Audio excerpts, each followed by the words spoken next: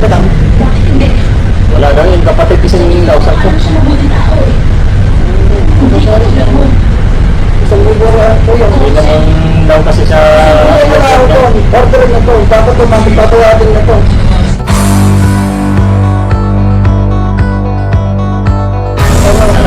Kung hindi naman siya nag-order modus na yan.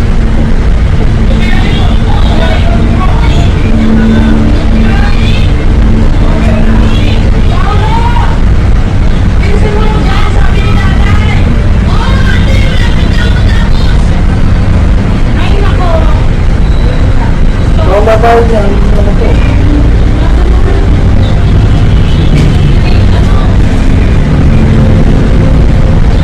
Ate, ako pong babayad na rin. Wala po akong babayad dito. Bukas lang po niya.